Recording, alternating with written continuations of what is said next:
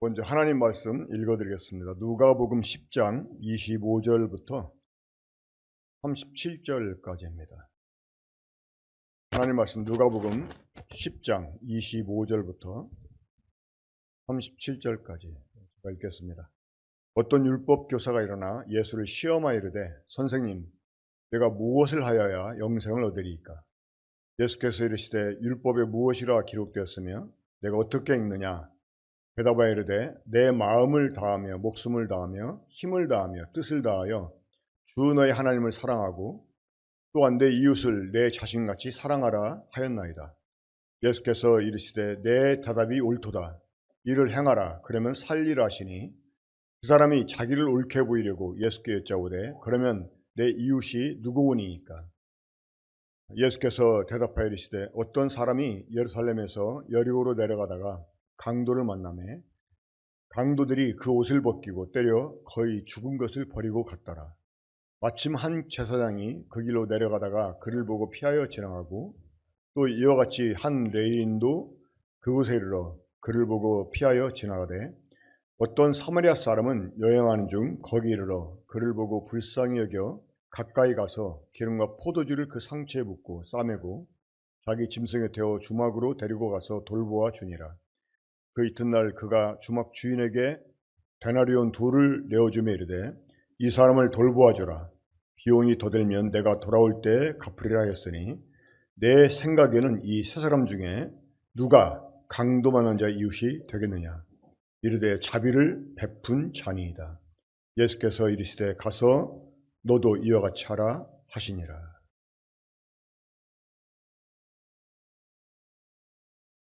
이 성경은 영생을 위한 책입니다. 예수님께서 어느 날 유대인들에게 이렇게 말씀하셨습니다. 너희가 성경에서 영생을 얻는 줄 알고 성경을 연구하거니와 이 성경은 나에 대하여 기록한 책이다. 그러니까 사람들이 성경을 연구했던 이유가 뭐냐면 성경에서 영생을 얻는 줄로 생각했기 때문입니다. 네. 아마 그런 그 이유 때문에 한 율법사가 예수님께 질문을 합니다. 물론 그 율법사의 질문은 예수님을 테스트하기 위해서 한 질문이었습니다. 그 질문이 무엇이었습니까? 선생님, 내가 무엇을 하여야 영생을 얻으리이까? 하는 질문이었습니다. 영생을 우리가 얻기 위해서 해야 되는 일, 어떤 일일까요? 예수님께서는 그 질문을 들으시고 대답해 주는 대신에 오히려 반문하십니다. 아마 그 율법사의 의도를 알았기 때문이었겠죠. 율법사가 예수님을 시험해서 테스트하기 위해서 그 질문을 던졌기 때문에 예수님은 오히려 반문하십니다. 그 사람이 직업이 율법사였기 때문에 그래, 네가 알고 있는 율법에는 무엇이라 기록되었느냐, 너는 어떻게 읽고 있느냐, 이 말은 너는 어떻게 이해하느냐 하는 말입니다. 영생을 얻기 위해서 우리가 무엇을 어떻게 해야 될까요? 율법에는 무엇이라 기록되었을까요? 율법에 여러분 여러 조항이 있습니다. 제가 직접 헤아려 보지 않았지만 그 헤아려 본 학자의 말에 하면 613가지 조항이 있다고 그래요. 10계명을 비롯해 가지고 율법에 많은 조항들이 있는데 그 조항들이 전부 다 613가지. 근데 그 613가지의 조항을 우리가 요약해 보면 두 마디로 요약할 수 있습니다. 첫째는 하나님을 사랑하라는 것입니다. 두 번째는 이웃을 사랑하라는 것입니다. 근데 하나님을 사랑하는데 어떻게 사랑을 해요? 내 마음을 다하며 목숨을 다하며 힘을 다하며 뜻을 다하여 주 너희 하나님을 사랑하고 또 이웃을 사랑하는데 어떻게 사랑해요? 내 자신같이 사랑하라. 그러니까 여러분 이것이 바로 율법입니다. 그러니까 율법에 수많은 조항이 있지만 한마디로 말하면 하나님을 사랑하고 이웃을 사랑하라는 것이었습니다. 율법사가 그렇게 대답하니까 예수님이 인정해 주십니다. 그 대답이 옳았기 때문에 네 대답이 맞다. 그런데 이제 조건을 내세우시죠. 어떤 조건이었습니까? 이를 행하라. 그리하면 내가 살리라. 네가 살리라 하는 말은 네가 영생을 얻을 것이다 하는 말과 이제 같은 맥락의 말씀인 거죠. 그러니까 율법에 613가지 조항이 있지만 그 조항을 한마디로 요약하면 내 하나님을 사랑하고 내 이웃을 네 이웃을 네 자신처럼 사랑하라 하는 것이었습니다. 이 율법사가 자기 이제 그 대답이 맞다고 인정해 주니까 의기양양해져 가지고 아마 속으로는 그렇게 생각했을 거예요. 예수님도 알긴 아시는구나. 그러면서 이제 자기 이웃이 누구냐고 물어봅니다. 근데 자기 이웃이 누구냐고 물어보는 이 질문은 어떻게 보면 어처구니 없는 질문이에요. 아니 율법사가 율법을 연구하고 사람들을 가르쳤던 율법사가 그제서야 자기 이웃이 누구냐고 물어보는 거 좀 어처구니 없지 않나요? 아마 뭔가 이제 자기론 내세우고 싶어가지고 내 이웃이 누구냐고 또 물어봤을지 모르겠습니다. 그때 예수님께서 한 이야기를 들려주십니다. 어떤 사람 하나가 예루살렘에 살다가 여리고로 내려갑니다. 여기서 예루살렘에서 여리고로 내려갔다고 하는 이 표현은요, 실제로 이 지형적으로 그 예루살렘은 해발 약 800m 정도 되는 위치에 있고, 그리고 여리고는 마이너스, 그러니까 해발 마이너스 한 200m 정도 됩니다. 그러니까 그 여리고에서 내려가면 사해가 있거든요. 그 사해가 해발 마이너스 400이에요. 그러니까 이 여리고하고 그 예루살렘은 거의 1000m 가까이 그 차이가 나요. 그러니까 예루살렘에서 여리고로 내려가는데 그 산에서 이제 내려가다 보면 계곡들이 많이 있을 거 아니겠습니까? 그리고 산이 이렇게 굽이굽이 져가지고 그런 그 굽이지는 곳에 가끔 강도들이 숨어 기다리다가 사람들을 강도질을 합니다. 사람들에게. 그러니까 한 사람이 예루살렘에서 이제 여리고로 내려가다가 강도를 만났어요. 근데 그 이야기를 들어보면 좀 이야기가 약간 이제 지금 우리가 볼 때는 이해하기 힘든 게 있습니다. 여기 보면 이 강도가 어떻게 했어요? 먼저 한번 우리 30절 볼까요? 예수께서 대답하여 이르시되 어떤 사람이 예루살렘에서 여리고로 내려가다가 강도를 만나매 강도들이 그 옷을 벗기고 때려 거의 죽음에서 버리거든. 자, 강도들이 제일 먼저 뭘 했어요? 옷을 벗겼어요. 우리나라 강도는 어떻게 강도질합니까? 꼼짝만 해놓고 가진 거 다 내놔 이러잖아요. 근데 이 이스라엘 강도는 옷을 벗겼어요. 왜 그랬을까요? 유대인들에게 이 겉옷은요 재산 목록 1위였습니다. 이 날이 건조한 이런 사막 지대는요 해가 나오면 굉장히 덥지만 이 해가 지면 또 굉장히 춥습니다. 그러니까 미국 캘리포니아 쪽이 이 사막 지대잖아요. 그래가지고 실제로 거기가 낮에는 무지하게 뜨거운데 해만 지면 굉장히 선선하고 어떨 때는 추워요. 동부에 사는 사람들이 서부 샌프란시스코 여행을 왔다가 막 여름에 한여름에 여행을 왔다가 막 파카를 사 입고 그런데요. 이 바닷바람이 막 춥고 하니까. 그래서 이 유대인들에게 이 겉옷은 재단 목록 1위였습니다. 이게 밤에는 이불 역할을 해주고 또 낮에 더울 때는 햇볕을 가려주는 그런 역할도 해주고, 그래서 만약에 돈이 없는 사람이 겉옷을 맡기고 돈을 빌리잖아요. 그러면 이 전당포 주인은 그 사람이 돈을 못 갚아도 저녁이 되면 옷을 돌려줘야 돼. 안 그러면 얼어 죽으니까. 추워서 잠을 못 잘 수 있으니까. 그러니까 이제 날이 새면 다시 옷을 갖다 맡기더라도 저녁에는 옷을 돌려줘야 될 정도로 이 겉옷이 귀했습니다. 근데 이 성경에 보면 옷이라고 하는 게 상징하는 게 있습니다. 뭐냐면 의를 상징해요. 의. 이 아담과 하와가 범죄하고 나서 가장 먼저 했던 행동이 뭐였습니까? 무화과 나뭇잎을 엮어서 치마를 해 입은 거예요. 이 무화과 나무잎이 상징하는 바가 있습니다. 뭐냐면 자기의라고 그래요. 자기의. 그러니까 이 무화과 나뭇잎 옷은 인간이 스스로 자신의 그 부끄러움을 가리기 위해서 만들어 입은 옷이잖아요. 그래서 이 무화과 나뭇잎 옷은 자기의라고 그래요. 지금도 많은 사람들이 이 무화과 나뭇잎을 엮어가지고 옷을 해입고 생활하면 지금도 살아갑니다. 그러니까 이 무화과 나무잎은 인간들이 자신의 부끄러움을 가리기 위해서 덧붙이는 일종의 자기의예요. 그러니까 자신의 약점을 가리우고 자신이 좀 이렇게 잘나 보이고 돋보이고 좀 괜찮아 보이고 하는 거 이렇게 좀 내세우는 사람들이 있잖아요. 한 번에 어떤 자매님 어머니가 이제 심장병으로 쓰러졌다고 해가지고 신방을 간 적이 있었어요.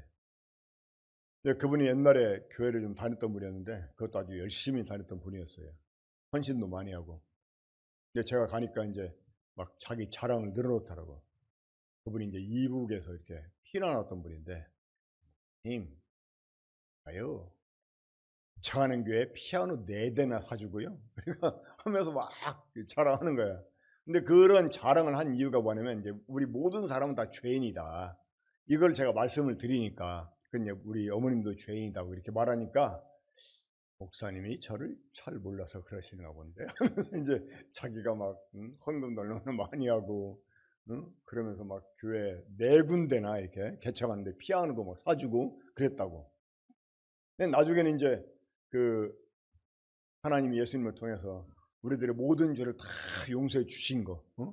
그래서 이제 하나님이 우리 어머니한테도 죄가 없다고 해주시고 의롭다고 해주시고 이런 얘기 해주니까 또 딱 그러더라고.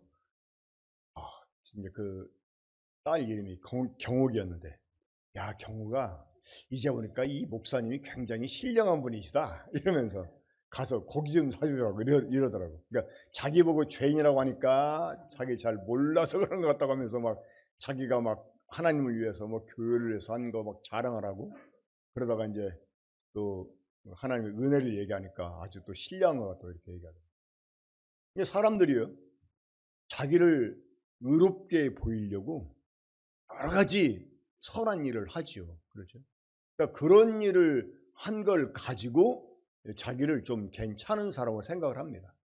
자, 이 율법사가 예수님께 뭘 질문했어요? 내 이웃이 누구입니까? 자, 이렇게 질문한 의도가 뭘까요? 예, 이웃을 자기처럼 사랑하라 그랬는데, 자신처럼 사랑하라 그랬는데, 예, 제가 그렇게 한번 하겠습니다. 내 이웃이 누굽니까? 이렇게 물어봤습니다. 그때 예수님이 들려주신 이야기가 무엇이었어요?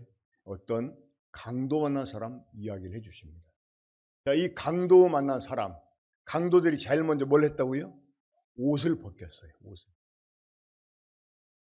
우리가 하나님 앞에 서려면 의라는 게 필요해요. 의. 이 의라고 하는 것은요, 죄가 하나도 없었거나 죄가 있어도 그 죄를 완전히 가려운 상태, 이게 바로 의입니다. 이 아담과 하와가 이제 하나님 먹지 말라고 하는 이 선악을 알게 하는 나무 열매를 따먹고 제일 먼저 무엇을 이 사람들이 인식하게 되죠? 자기들의 몸이 벗었다라고 생각을 했어요. 벗었다라고. 근데 한 가지 물어봅시다. 원래 하나님이 아담과 하와를 맨 처음에 지으셨을 때 그들이 입었습니까? 벗었습니까? 많은 사람이 벗었다고 생각하는데 벗은 게 아닙니다. 사실은 안 입은 거지. 여러분 그 털 없는 개 보신 적 있어요? 털 없는 개. 자, 그 개 입었어요, 벗었어요? 벗은 게 아니잖아요. 그렇죠? 그러니까 아담과 하와가 벗었다고 생각했는데, 그리고 하나님께도 우리가 벗었으므로 두려워 숨었나 내렸는데 사실은 벗은 게 아니죠. 안 입은 거지. 그죠? 근데 실제로 그들에게 벗겨진 게 있었어요. 뭐가 벗겨졌을까요? 네, 의가 벗겨진 거예요. 그러니까 사람 속에 죄가 들어오면서 의가 벗겨진 거예요. 하나님이 아담한테 그렇게 물어보십니다. 누가 너한테 벗었다고 말했느냐? 아무도 벗었다고 말한 적이 없잖아요. 그렇죠? 근데 그들이 왜 벗었다고 생각을 했을까요? 실제로 그들에게 의가 벗겨진 거예요. 이 사람이 하나님 앞에 서려면 의가 있어요. 의가. 여러분, 의가 뭐라고요? 의는 죄가 하나도 없었거나 죄가 있었어도 그 죄가 완벽하게 가려진 상태가 의입니다. 그러니까 하나님의 심판 앞에 서도 하나님이 딱 그 사람의 죄를 찾으실 때 죄가 하나도 발견되지 않아야 돼. 그게 바로 의입니다. 성경에 보면 한 번 죽는 것은 사람에게 정해진 것이에요. 그 위에 심판이 있다고 그랬어요. 사람이 죽으면 하나님의 심판 앞에 끌려가서 심판을 받게 되는데, 자 여러분, 그 사람이 법정에서 이제 그 재판관에게 재판을 받을 때 재판관이 하는 일이 어떤 일이에요? 그 사람이 죄가 있는가 없는가 그 유무를 따지잖아요. 그렇죠? 유죄냐 무죄냐. 그 유죄다. 그러면 이제 그때 유죄인 것을 밝히고 그 죄에 해당되는 죄 형량을 정하잖아요. 하나님이 심판 앞에 서게 되면 하나님이 하신 일이 다른 게 아니에요. 그 사람에게 죄가 있는가 없는가 그걸 보십니다. 만약에 여러분들이 하나님이 심판 앞에 섰어요. 하나님 여러분들이 죄를 찾으십니다. 그러면 나는 죄가 하나도 없는 상태로 발견될 자신이 있다. 그런 사람이 있으십니까? 우리가 비행기 타러 공항에 들어가면 어떤 일을 하죠? 어제 그 광화문에서 신문 인터넷 뉴스에는 뭐 역사적인 일이라고 이렇게 표현했던데 무슨 일이었었죠? 네, BTS 컴백 쇼가 있었잖아요. 아리랑이라는 주제로 이제. 근데 거기 입장하는 사람들 막 일일이 다 수색을 하는데요. 그래가지고 막 별별 게 다 이렇게 나왔더라고 보니까. 이제 막 가스총도 나오고 위험한 것들이 많이 나왔나 봐요. 우리가 비행기 타러 들어갈 때 검사하잖아요. 그 검색대 통과할 때 우리 몸에 쇠붙이가 하나로 있으면 통과 못합니다. 그거마저 다 꺼내놔야 돼요. 이 하나님의 심판 앞에 서면 하나님이 다른 거 찾지 않아요. 죄가 있는가 없는가 그걸 보십니다. 죄가 많다고 뭐 하나님께 거절당하고 죄가 조금 있다고 하나님께 인정받고 그런 게 아니고요. 일단 죄 자체가 있느냐 없느냐 이게 중요한 거예요. 아담이 죄를 몇 번 지어서 쫓겨났을까요? 에덴 동산에서 아담이 죄를 몇 번 지어 쫓겨났을까요? 단 한 번의 죄 때문에 쫓겨났어요. 하나님 해도 너무하시네. 그렇잖아요. 근데 하나님이요 다른 건 다 좋으신데 이 죄를 용납지 않아요. 죄를. 어느 날 제가 어디 갔다가 집에 이렇게 돌아왔는데 그 제 몸에서 냄새가 나는 거예요. 이게 뭔 냄새지? 아무리 생각해도 냄새날 이유가 없는데 혹시나고요 바지 밑단을 봤더니 거기 뭔가 묻어 있어요. 개똥이 묻은 거예요. 개똥. 자세히 봐야 보일 정도로. 제가 그 옷 계속 입고 다니겠습니까? 아니 뭐 바지단이 조금 묻은 건데 하고 제가 아마 제가 노숙자라면 참고 입고 다니겠죠. 노숙자라면. 하지만 이 정상적인 사람이라면 입고 다닐 수가 없잖아요. 그렇잖아요.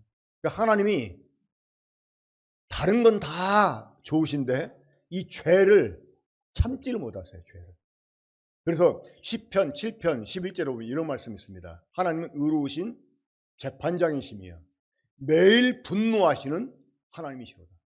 그러니까 하나님이 재판장이신데 매일 분노하신대요. 심지어 죽일 기계를 예배하신대요. 막 칼을 갈아놓으시고 화살을 당겨놓은대요. 그러니까 하나님이 이 죄에 대해서는 참지를 못하시는 분이세요. 그러니까 아담과 하와가 죄를 여러 번 지어서 쫓겨난 게 아니고 단 한 번의 죄 때문에 에덴 동산에 쫓겨났습니다. 그러니까 하나님이 다른 거 보지 않아요. 만약 여러분들이 죽어서 하나님의 심판 앞에 섰다. 하나님이 다른 거 보지 않아요. 여러분들에게 죄가 있는가 없는가 이거 보십니다. 여러분들이 교회를 몇 년 다니고 여러분들이 교회의 직분이 뭐고 여러분들이 얼마나 헌금을 많이 했고 얼마나 충성되게 하나님 섬겼냐 이거 따지잖아요. 딱 하나 보십니다. 죄가 있는가 없는가.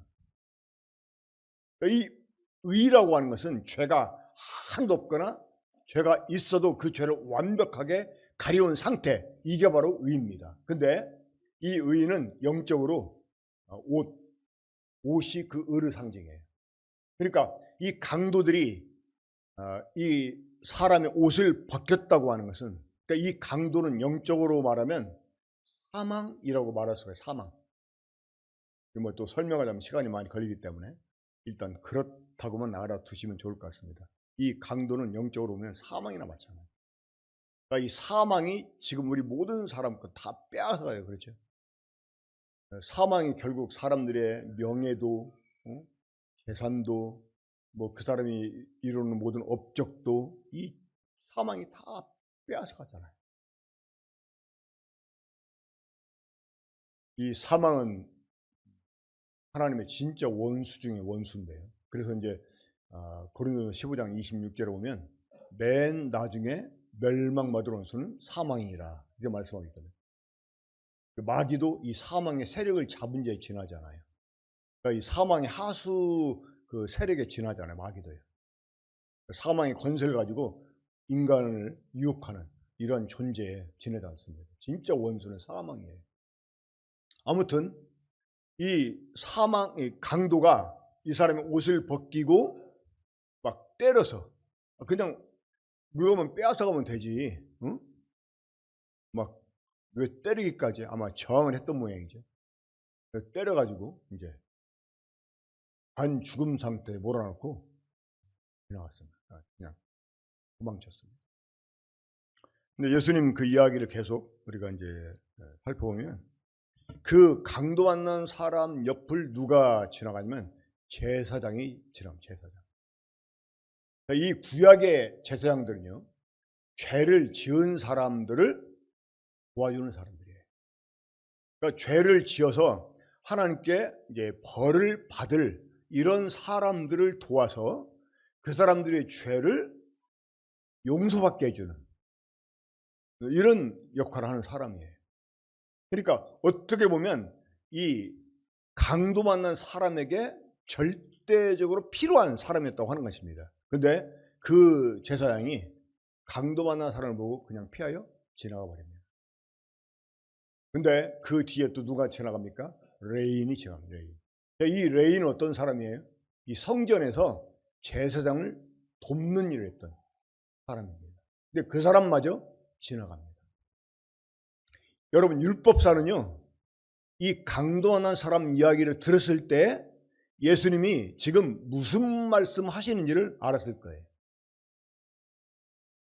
이 강도하는 사람은 단순히 물건을 빼앗긴 사람이 아니라 이 죄 때문에 고통받는 사람이다. 이걸 감지했을 거예요. 그러니까 예수님이 제사장을 등장시키고 레인을 등장시키는 것은 무슨 이유인 줄 알았던 거예요. 자, 여러분, 예수님께서 제사장을 언급하고 레인을 언급한 이유가 무엇 때문일까요? 구약의 제사. 그러니까 동물을 잡아서, 짐승을 잡아서 드리는 제사로는 이 사람의 죄를 없앨 수가 없다. 이거를 주님이 이해시키려고 하신 말씀이에요. 너 율법사잖아. 너 율법 알고 있잖아. 응? 그러면 율법을 지키지 못할 경우에 어떻게 하라고 해서? 구약에서요, 이스라엘 백성들이 율법을 범해서 이제 죄를 짓게 되었습니다. 그러면 그 죄를 용서받으려면 어떻게 해야 되는 줄 아십니까? 한 마리 양이나 염소를 가지고 제사장을 찾아갑니다. 그럼 제사장이 그 사람을 하여금 그 양이나 염소에게 안수하게 해요. 이 안수한다는 건 뭐냐면 그 사람의 죄가 양한테로 혹은 염소한테로 옮겨졌다는 거예요. 그리고 그 사람 손에 칼을 들려주고 그 사람으로 하여금 그 염소 양을 죽게 합니다. 그래서 그 양과 염소의 피를 제단 밑에 다 쏟아가지고 그 죄값을 치르게 하고 그런 다음에 용서를 받게 합니다.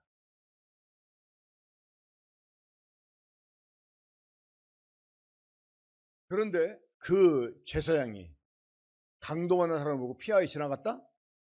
또 레인이 강도만한 사람을 보고 피하에 지나갔다? 이 말은요, 구약의 제사로 사람의 죄를 없이 할 수 없다는 거예요.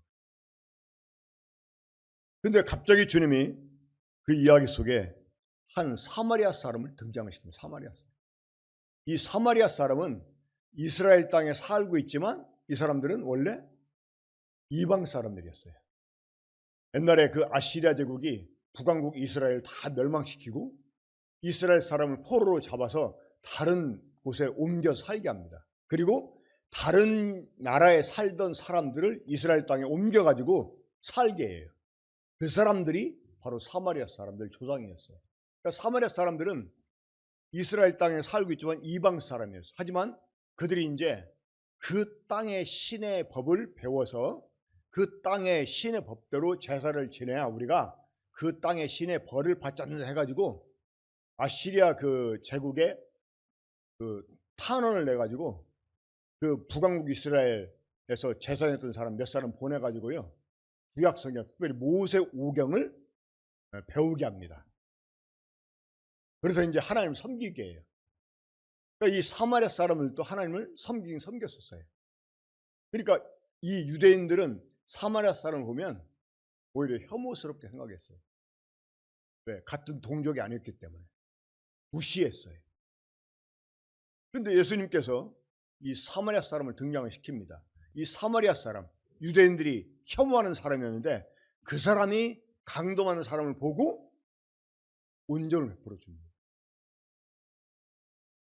아마 이 율법사한테는 굉장히 모독스러운 이야기였을 거예요. 마땅히 강도 많은 사람들을 도와야 되는 제사장 레위인은 폐허에 쳐나갔는데 자기들이 혐오스럽게 생각한 사마리아 사람이 이 강도 많은 사람을 도와주었다는 거예요. 예수님께서 이 이야기를 들려주시고 율법사에게 이런 질문을 던지십니다. 이 생각에는 이 세 사람 중에, 자, 이 세 사람이 누구죠? 제사장, 레위인, 사마리아 사람이죠. 자, 이 세 사람 중에 누가 강도 만난 사람이 이웃이 되었냐 이렇게 물어봅니다. 율법사가 뭐라고 대답하죠? 이 37절 보면 자비를 베푼 자니, 곧 죽어도 자존심 때문에 사마리아 사람입니다 이렇게 말은 못하고요. 사실은 누가 이 강도 많은 사람 이웃이 되었어요? 사마리아 사람이잖아요. 근데 이 사마리아 사람이라고 말은 못하고 뭐라고 대답해요? 자비를. 자, 우리 여기에서 조금 한번 생각해 봐야 돼. 자, 짚고 넘어가야 될 문제 하나가 있음을 보게 됩니다. 자, 보겠습니다. 29절입니다. 29절. 자, 그 사람이 자기를 옳게 보이려고 예수께 여짜오되 뭐라고 물어봤어요? 자, 그러면 내 이웃이 누구입니까? 라고 율법사가 물어봅니다. 자, 저를 보세요. 율법사가 내 이웃이 누구냐고 예수님께 물어봤는데, 저 율법사가 생각한 이웃은 어떤 이웃이었어요? 자, 율법사가 생각한 이웃은 어떤 이웃이었어요? 내가 내 자신처럼 사랑해 줘야 될 대상. 그렇죠? 그러니까 율법의 그 핵심이 하나님을 사랑하고 내 이웃을 내 자신처럼 사랑하라라는 것이었잖아요. 그 대답이 옳다고 인정받은 이 율법사가 예수님께 그래서 질문한 거 아닙니까? 내 이웃이 누구냐고. 그러니까 율법사가 생각한 이웃은 어떤 사람이었어요? 내가 내 자신처럼 사랑해 줘야 되는 사람이었어요. 다시 말해서 내 사랑이 필요한 사람, 내가 자비를 베풀어 줘야 되는 사람, 후회당하는 사람, 헐벗는 사람, 굶주린 사람, 그러니까 나보다 못한 사람을 지금 율법사는 생각한 거예요. 제가 하는 말 뭔 말인지 이해가 되십니까? 근데 예수님이 말씀한 이웃은 어떤 이웃이었어요? 누가, 이 세 사람 중에 누가 강도 만난 사람이 이웃이 되었냐 이렇게 물어봤습니다. 그러니까 예수님이 생각한 이웃은 어떤 이웃이었어요? 내가 자비를 베풀어 줘야 될 대상이 아니라 누구? 나에게 자비를 베풀어 준 사람이 누구냐는 거예요. 이해가 되십니까? 이거 이해해야지만 이 말씀 깨달을 수 있어요.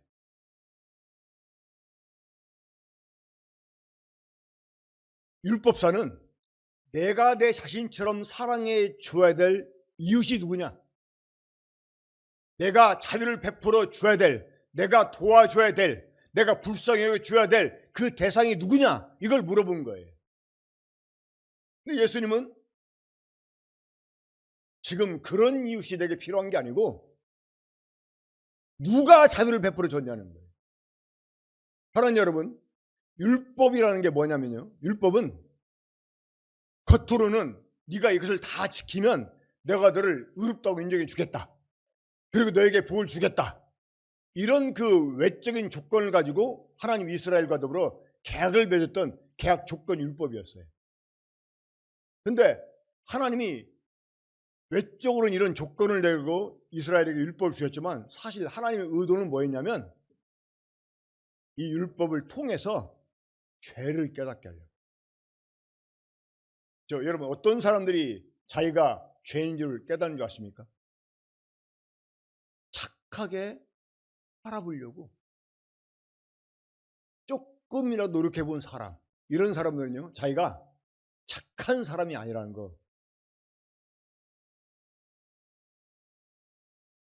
책상 앞에 벽에다가 착하게 살자, 일일 일선, 정직하게 살자, 이런 거 막 붙여놓고, 어렸을 때 그렇게 해보려고 노력해본 사람들은요, 자기가 착한 사람이 아니라는 거 알아요.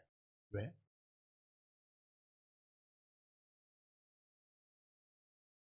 우리가 어렸을 때부터 얼마나 좋은 말 많이 듣고 살아왔습니다.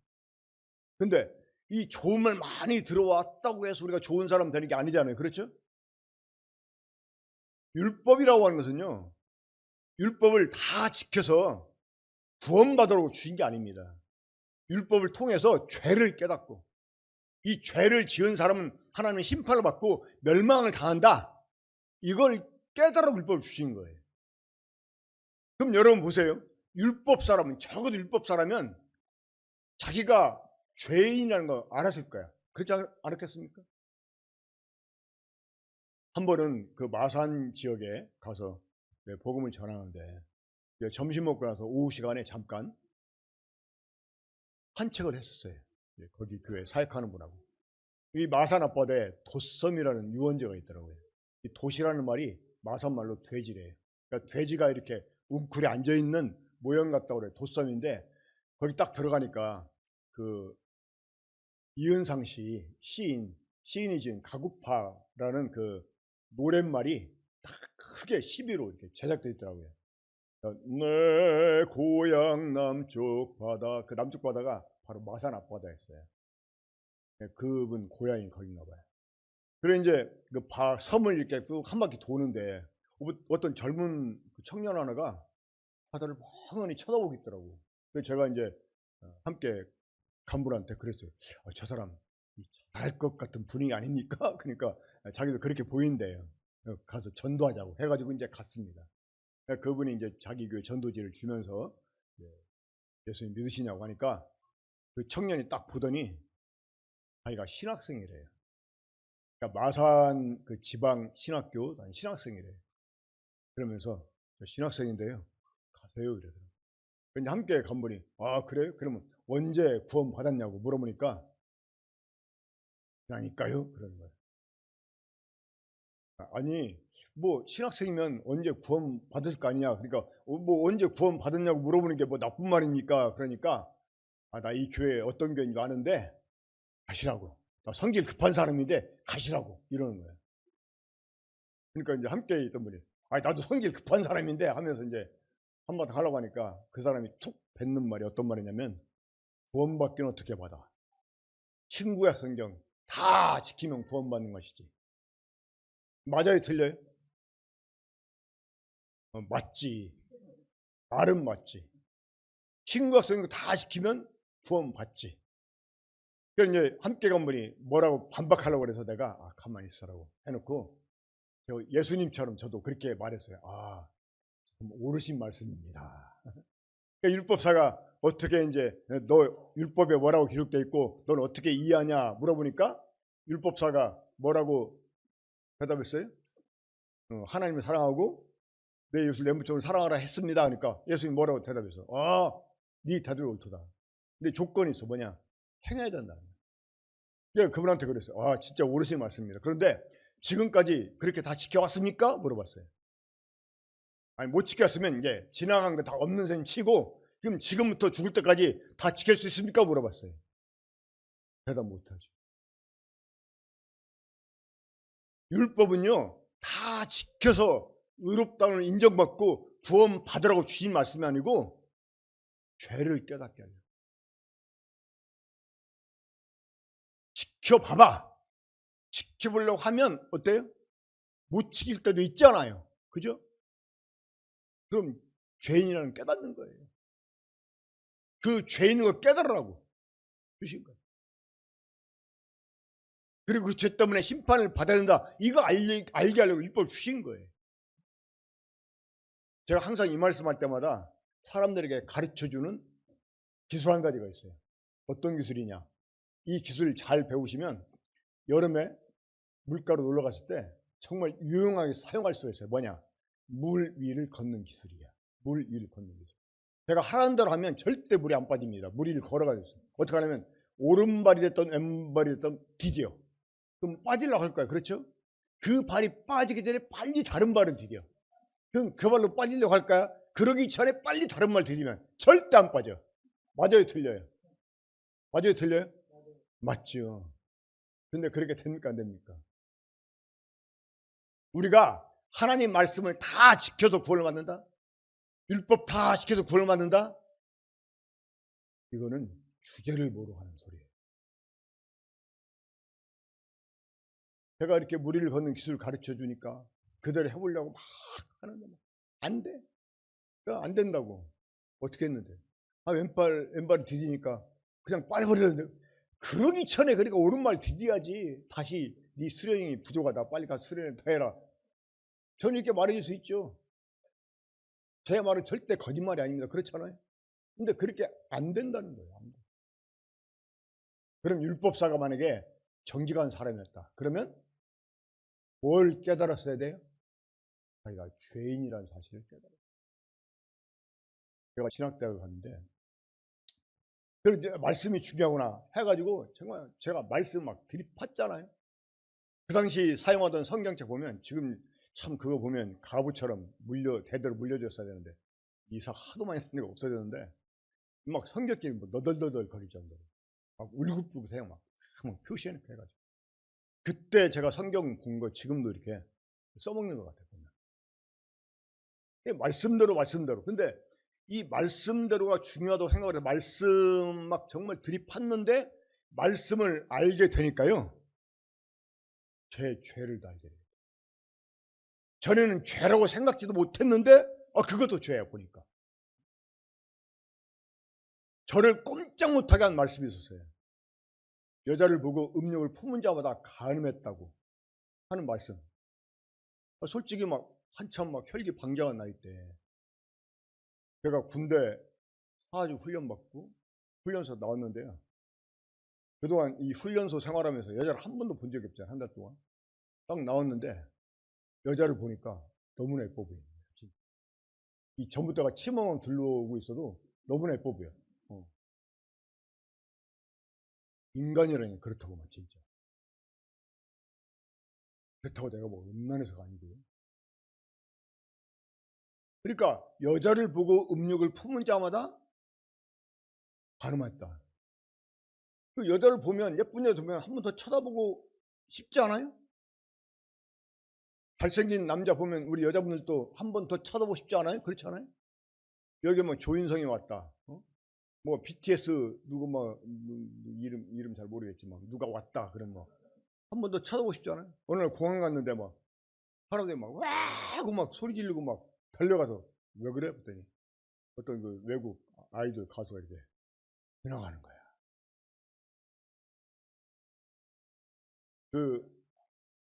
그래서 제가 말씀대로 살려고요. 여자를 아예 안 쳐다보는 게 산책이 돼가지고 땅만 쳐다보다니까. 지금 제가 그 10여 년에 운동해가지고 이게 약간 등이 펴졌는데 옛날에는 하도 땅만 쳐다보다니 어깨가 굽었었어요. 뒤에서 누가 나를 보면 목이 없다고, 목이 안 보였다는 거야. 근데 그럴 정도로 내가 정말 깨끗하게 살려고 했는데 뭐야? 여전히 죄인인 거야. 이 다른 사람 앞에서 가르칠 때는 다 된 것 같은데 혼자 집에 돌아와서 기도하려고 하면 뭔가 막 딱 벽이 막혀 있어. 나는 죄인인 거야. 여러분, 하나님이 심판대 앞에 가면 하나님이 다른 거 찾지 않아요? 죄가 있는가 없는가 이거 봅니다. 죄가 얼마나 많냐 적냐 이거는 나중 문제고요. 죄가 있는가 없는가 하는 것입니다. 여러분, 하나님 심판대 앞에 서면 죄가 없는 사람은 발견될 자신이 있습니까? 만약 없다면 지옥이죠. 자, 여러분, 이런 우리가 어떻게 감히 이웃을 내 자신처럼 사랑할 수 있냐 이겁니다. 이 구원받는 지름길은요, 하나님 알기 전에 자기 자신을 알아야 돼. 자기 주제를 알아야 돼. 한번 제가 대전에서 개척할 때였는데 젊은 그 사람이 우리 교회 이제 성도 집에 이렇게 돌아가지고 어떻게 이제 뭐 얼스방 있나 없나 이제 물어보았다가 이제 저를 만나게 해가지고 제가 이제 복음을 전한 적이 있었어요. 근데 그 사람이 이제 쓰러진 자기 집안을 다시 일으켜야 될 이제 사명이 있다 해가지고 다시 사법고시 준비를 하고 있는 중이래요. 근데 이제 저하고 얘기하다가 그런 얘기 하더라고. 자기는 시장 이런 데서 그 장애인들이 막 뭘 끌고 다니면서 물건을 팔고 이렇게 하는 거 보면 자기는 막 저런 사람을 위해 살아야 된다 이런 막 마음이 생긴다는 거야. 그래서 제가 그랬어요. 당신이 뭔데? 저 사람이 당신보다 못한 게 뭔데? 저 사람은 몸에 장애가 있을 뿐이지 그 사람이 당신보다 못한 게 뭔데? 당신이 뭔데 그런 사람이 살아야 된다고 생각해? 그 사람이 갑자기 고개를 푹 숙이고. 사람들이요, 자기는 괜찮은 사람인 것처럼 생각을 해요. 내 이웃이 누구냐고요? 내가 자비를 베풀어 줘야 될 이웃이 누구냐고요? 여러분들이 정말 이웃을 여러분 자신처럼 사랑할 자격, 자신 있는 사람들입니까? 주제를 알아야 돼. 예수님은 율법사에게 이렇게 질문했습니다. 이 세 사람 중에 누가 강도 많은 사람이 이웃이 되었냐는 거예요. 정말 우리들에게 우리가 자비를 베풀어 줘야 될 이웃이 필요합니까? 아니면 나에게 자비를 베풀어 줘야 될 이웃이 필요합니까? 우린 죄인들이잖아요. 하나님 앞에 설 수 없는 죄인들입니다. 우리가 하루 종일 품었던 생각들, 이게 다른 사람들 눈에 보이도록 펼쳐진다고 생각해봐요. 고개 들만한 사람 누가 있습니까? 우린 정말 죄인들이에요. 아까 예배 시간에 어떤 지도님이 그런 말씀 읽었잖아요. 만물보다 거짓된 것이 그리고 부패한 것이 사람 마음이라는 거예요. 누가 능히 이를 알려마는. 근데 사람들이 모른다는 거예요. 자기 마음처럼 거짓되고 자기 마음처럼 부패한 게 없는데 모른다는 거예요. 자기 마음은 괜찮은 줄 아는 거예요. 아닙니다, 여러분. 우리한테는 우리가 자비를 베풀어 줘야 될 이웃이 필요한 게 아니라 나에게 자비를 베풀어 줘야 될 이웃이 필요한 거예요. 이 사마리아 사람은 바로 예수님이었습니다. 유대인들이 예수님 믿지 않았거든요. 예수님을 향해서 너는 사마리아 사람이다 이렇게 무시했어요. 근데 그 무시당했던 예수님이 바로 우리에게 필요한 이웃이에요. 오늘 여러분 자신을 한번 잘 생각해 보시기 바랍니다. 내가 이웃을 내 몸처럼 사랑해 줄 자격 있는 사람인가? 아니면 나는 자비가 필요한 사람인가? 그래서 예수님께 기도하십시오. 주님, 저는 이웃을 사랑할 만한 능력이 없는 사람입니다. 나는 도리어 주님의 자비가 필요한 죄인입니다. 그럼 주님이 여러분들의 이웃이 되어 기도하고 마치겠습니다. 아버지 하나님, 저희가 저희 자신이 어떤 존재인지를 알지 못하고 스스로 의로운 사람인 양 착각하고 있을 때 이런 저희를 찾아와 주시고 우리에게 빛을 비춰주시고 우리가 이웃에게 사랑을 할 수 있는 사람이 아니라 도리어 자비가 필요한 죄인 것을 알게 해주시고 우리 주 예수 그리스도를 믿을 수 있게 해주셔서 감사를 드립니다. 주님, 우리 가운데 여전히 참 주님의 자비하심을 이렇게 필요로 하지 않는 이런 분들이 계시다면 이분들 마음속에 주님의 얼굴에 빛을 비춰주셔서 자신들의 어둠을 볼 수 있게 해주시고 자기 자신이 정말 주님이 필요한 죄인이라는 사실을 깨닫게 해주셔서 주님을 마음속에 모셔드릴 수 있게 주시길 바랍니다. 비록 주님 여전히 많은 사람들이 주님을 사마리아 사람처럼 취급하고 무시하지만 주님은 죄인들을 위해서 자신을 내어주신 우리의 구주가 되셨다는 사실을 생각할 때 감사를 드립니다. 여기 계신 모든 분들이 다 이러한 주님을 만날 수 있도록 역사해 주시옵소서. 이 모든 것을 주 예수 그리스도 이름으로 기도합니다. 아멘.